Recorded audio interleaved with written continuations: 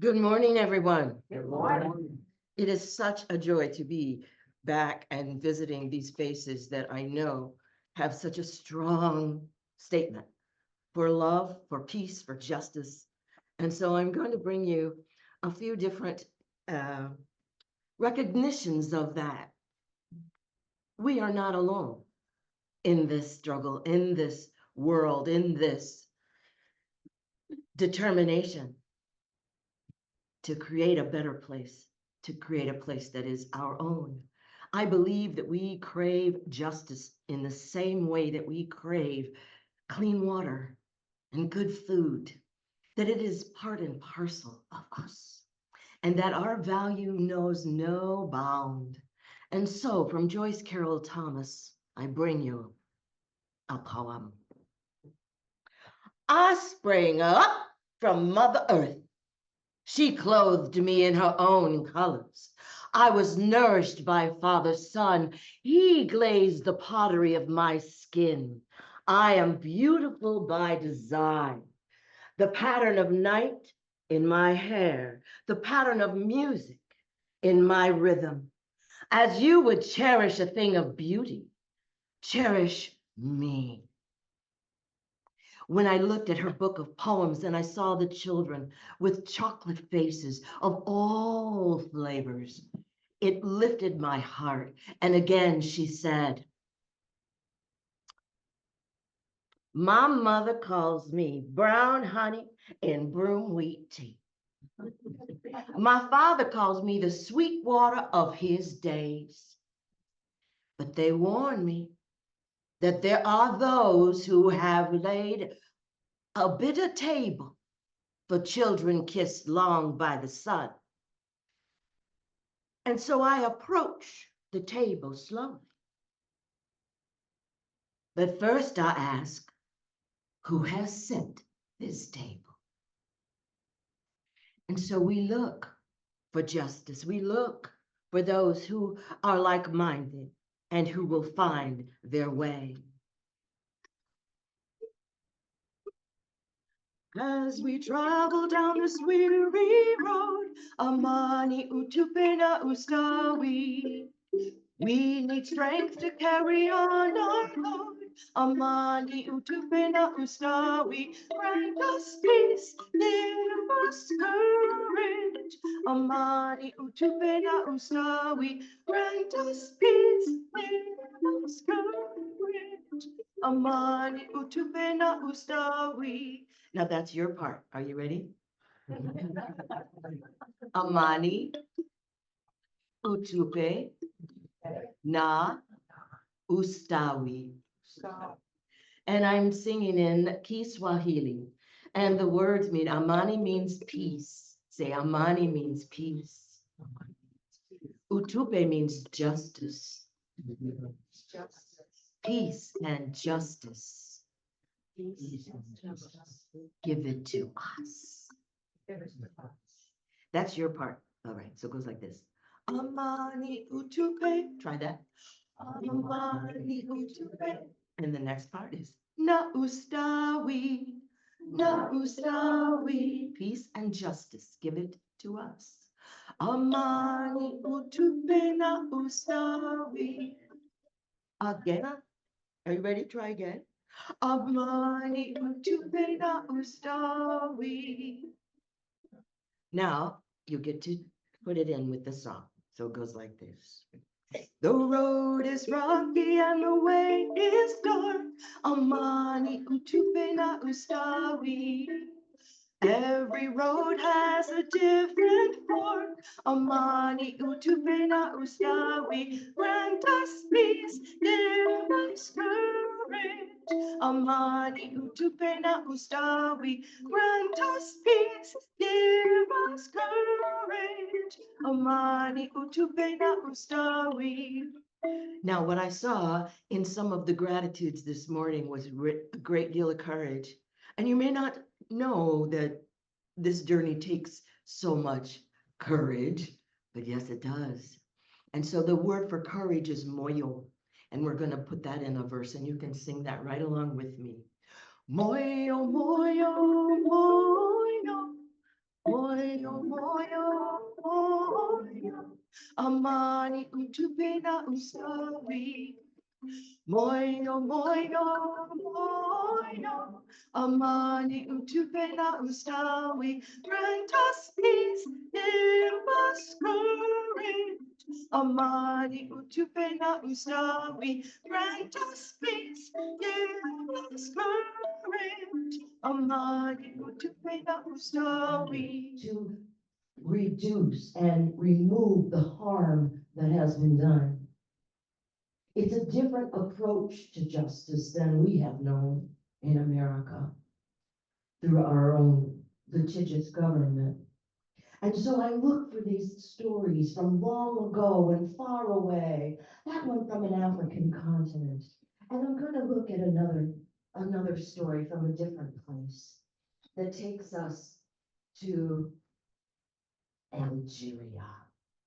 How many of you have read Tolstoy? Leo Tolstoy, just a couple of you? Oh, that's sad. I hope more of you get to enjoy him at some point. But one of the remarkable things about Leo Tolstoy was not just his very, very long novels, which were brilliant, but what he did for his serfs. Serfs were treated much as our enslaved people in America were treated. And so those serfs were not allowed to read and write. They weren't expected to. They did the hard labor of the farming. They were considered peasants. And in that, they had no status. But Tolstoy, as an aristocrat, a nobleman, felt that was wrong. His faith drove him. And his faith told him that he needed to share this with them.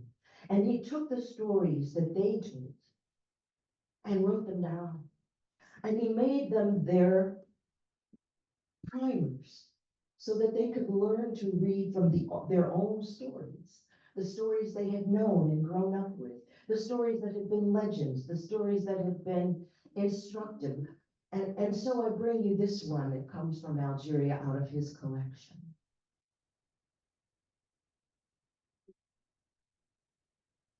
There was once a king who wanted to find out if it was true what he had heard, these rumors all about his kingdom, that there was a just judge who was able to determine the truth of a matter, that no rogue could keep his roguishness a secret. And so the king decided to disguise himself. He took on the clothes of a merchant, and he got on a horse, and he rode to the city in his realm where this judge was to reside. And as he got to the city gates and he stepped in, he was greeted well, but also there was a beggar who reached up to him calling for alms. And in his disguise, he reached into his pouch, he took out some money, and he handed the alms to the beggar there at his horse's feet. The beggar, though, did not release his leg.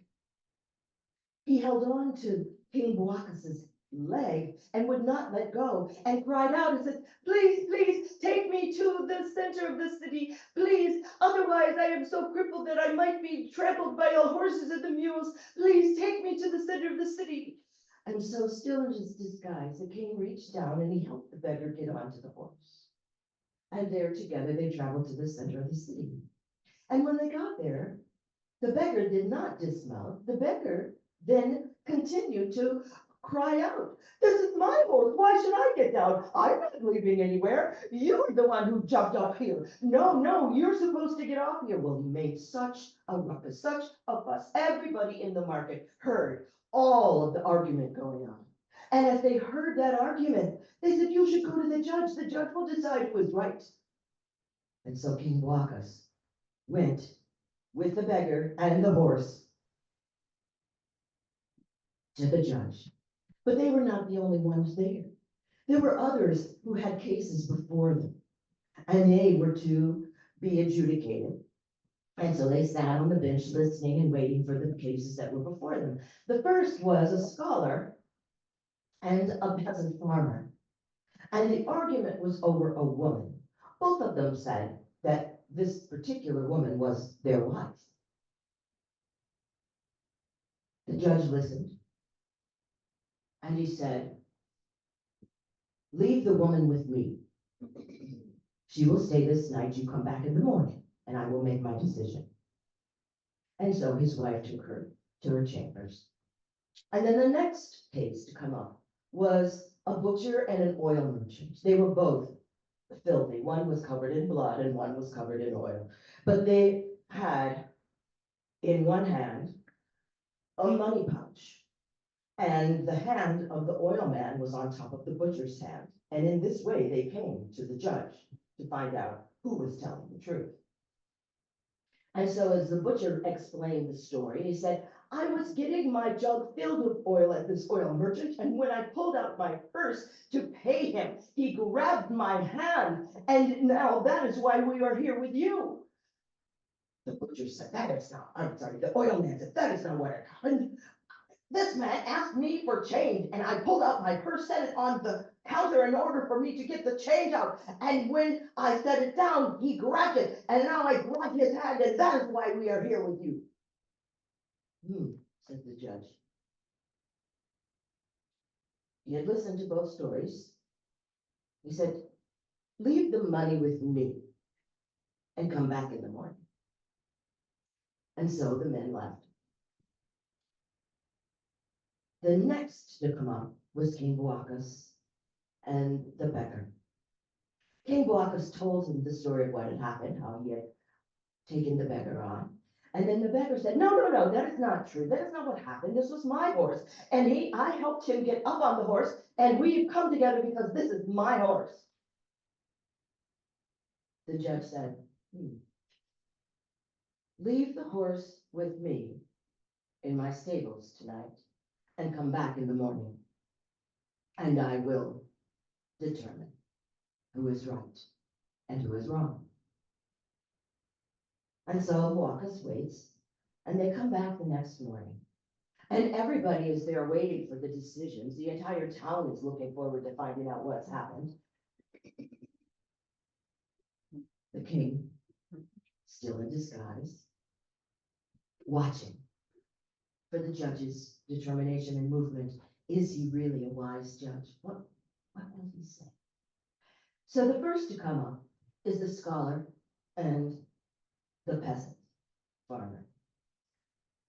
And the judge says to the scholar, take the woman, she is your wife, and give 50 lashes to the peasant. The next to come up, the oil merchant and the butcher. And he tells the butcher, take the money, it is yours, and give the oil merchant 50 strokes of lash.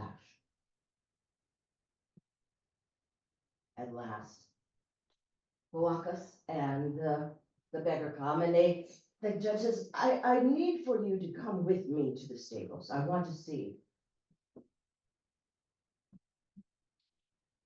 which of you can recognize that horse among 20. And so the men come eagerly. First, Boacus comes, and he looks at the horse, and he's able to pick out his own horse. And then next, he brings in the beggar.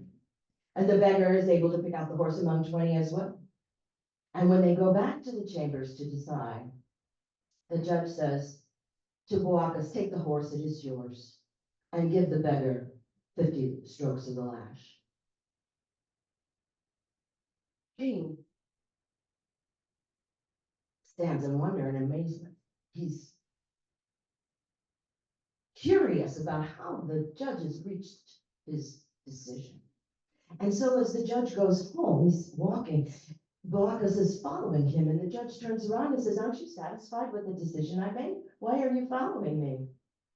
And Boacus says, I am very happy with the decision, but I want to understand how it was you knew that the wife belonged to the scholar and the money belonged to the butcher. He said, oh, well, in the morning, I asked the woman if she would fill my ink and prepare my pen for writing for the day.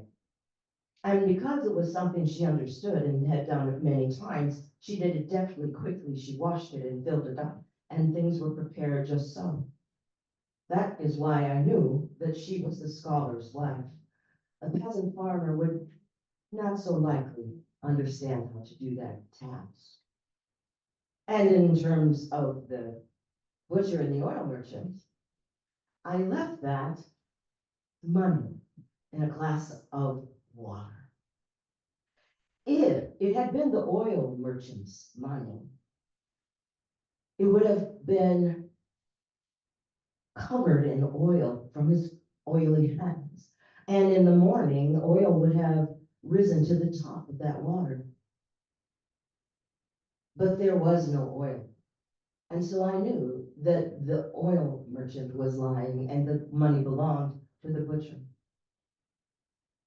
Now for you, it was a different task. I didn't really take you to see which one of you could recognize the horse. I took you into the stables to see which one of you the horse recognized. And the horse, when I brought you in, leaned forward, its ears forward, it nickered and it lifted its foot. When the beggar came, it leaned back, its ears back, and snorted. It wanted nothing to do with him. I recognized that the horse then saw you as his master. And that is how I made my decisions.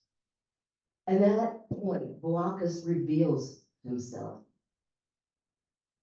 to the judge and says, I am not a merchant. I am indeed your king. And I came to see if it was true what people had said about you, that you were able to see through a lie to find the truth, and that your justice was always trustworthy. And so indeed, you have done so today, and I want to reward you. What is it you would like? I will give you anything you want. And the judge says, I need no greater praise than that my king has praised me. And that is the story of the just judge out of one of Tolstoy's readers. I bring it to you, and I don't always talk about the lash, but I talk about it in this context because we're used to punitive justice, not restorative justice. How do we do that?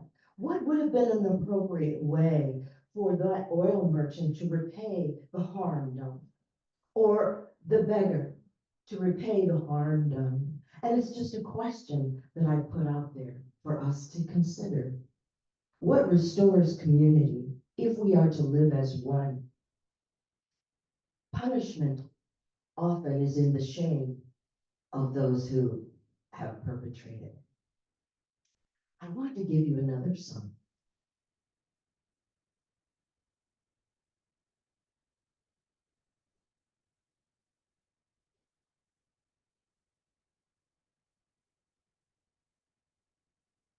Salam alaikum salam, salam alaikum, salam alaikum salam, salam alaikum, salam alaikum salam. Aga samba, you are my favorite. Salam alaikum, salam alaikum. Peace be with you. Alaikum. With you be peace. There was once 3 Sufi holy men, wise men, so perceptive, so observant, that everywhere they went, people wanted their help in finding out the truth of a thing, or help fixing a thing, or turning things right again. Well, there was Amal, Aman, and Aziz. And these 3 Sufi holy men would travel as itinerant travelers from village to village, and they would share whatever they had learned. One day they came across a camel man, Abu Bakr. Now Abu Bakr had lost his camel, and he came up to the Sufi man and he said, can you help me? Can you help me? I haven't lost my camel. And The Sufi men turn to each other and they look and they say, was it blind in one eye? Oh, yes, yes, it was blind in one eye. Oh, was it missing a front tooth? Oh, yes, yes, it was missing a front tooth. Was it lame in one foot? Oh, yes, yes, yes, that is my camel. We have not seen it. The Abu Bakr was so taken by it. He said, but you must have seen it. No, no, no, no. We believe that if you just keep going down the road that you've gone on, that you will find your camel. And so the man believed them and he kept going and he kept looking. He looked all day for his camel and he couldn't find it. And at last he thought he would find the holy men again. And there they were at rest at an inn and they were sitting down and he rushed in again. He said, oh, please, please help me. I still cannot find my camel. And the men looked at each other. Uh, was it carrying a load of corn on one side and a load of honey on the other? Yes, yes, yes, it was. Where did it have a pregnant woman on it? Perhaps.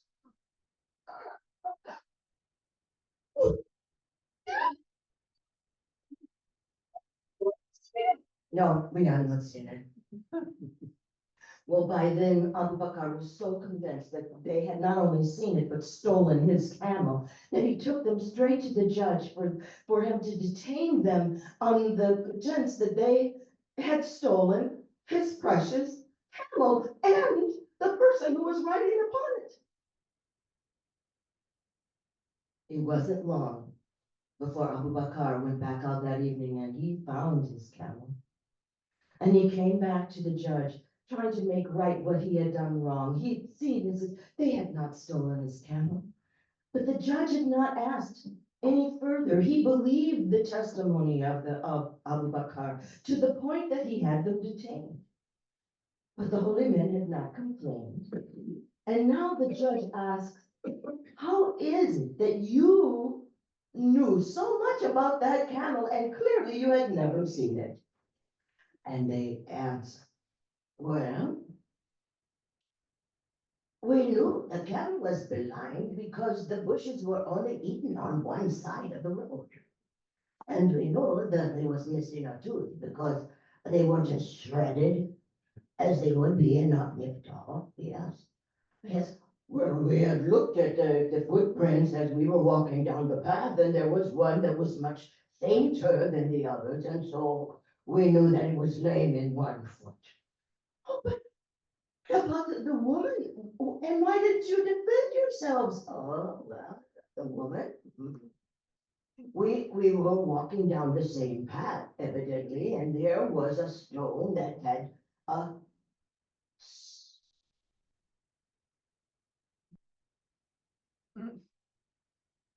an imprint upon it.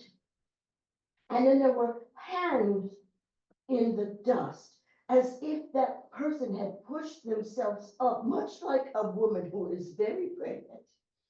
And then we saw long hairs that must belong to a woman. What about the honey and the corn? Oh, yes, yes. Well, you see, we saw that there were swarms of bees on one side of the road and swarms of ants on another side of the road. And then we looked to investigate. There was on the one side honey and on the other side corn. And so we saw that there must have been a little writ in the bags that were carried by the camel. And so it was, we made those determinations. Abu Bakr was ashamed and delighted. Such a simple explanation. They had been observant, they had been paying attention. And the judge saw his error and asked them why they did not try to defend themselves. And they said, well, we have found it to be best when people look and find the truth for themselves, what they consider by their own volition. And what harm would it do us to say that we are impatiently used? We have done our work here, And now we will be on our way. And so the three Sufi wise men, the holy men, continue down the road to this very day. And maybe you will find them helping you at some point, so that you can return justice by your observations and your particular perception, awareness. And I bring these stories because sometimes we think our way is the only way, but there are many ways. And so when I'm looking at, I'll bring you one more story that brings us back to America. There was once a goose. Oh, she had raised such a beautiful flock of little ones, and they were keeping her so busy. They'd go out into the middle of the lake and they'd swim, and the lake was really for every animal there. There was none that could claim a right to it alone. And so they were growing and looking and fledging and doing such beautiful things, and finally, they left the nest. And she got to go and swim in the lake all by herself. But she knew that that fox was always looking out. Now, all along, she had done her diligence. She had kept those babies safe.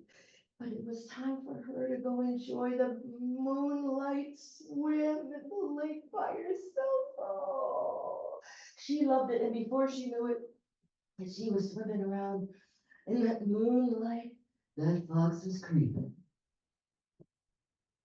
He was creeping around the edge of the lake, waiting for Granny Goose. Now, she was an old, tough piece of leather, but that didn't stop him. He gonna have to do a good deal. Oh, yeah. And as he was creeping around, don't you know, Granny Goose, she just was so happy. She was thinking to herself, she just didn't know how else to enjoy this evening. And she got a little close to the edge, the bank of the lake. And don't you know, that fox had waited out just a little, because they don't like the water. They just far enough to grab a hold of Granny Goose, take her by the neck and say, I'm taking you. Now, I got a meal coming. I'm going to break your neck and stop your bones. And Granny said, no, you can't. No, you don't. I know not right. You know, she had been there on Selma that day. She knew how to fight for her civil rights, and she said, all of us got a right to be here at this water. All of us got a right to swim in the lake. You can't take it all for yourself. I'm going to take you to court. And so Granny Goose, the little fox says, all right, you can go to court. But when she gets to the court, the sheriff is a fox. The bailiff is a fox. The judge is a fox. The lawyers is a fox. The jury is a fox. All the foxes. So they let her defend herself, make her case. And what do you think the verdict was when those foxes got to collaborate? Say it all together. Guilty. And they took Granny Goose out back, had them a nice little piece, broken neck and suckable. Now these old stories come not just from the deep South, but certainly from the South. This is one collected from Louisiana long ago. And in that, there's a warning. There's a warning that if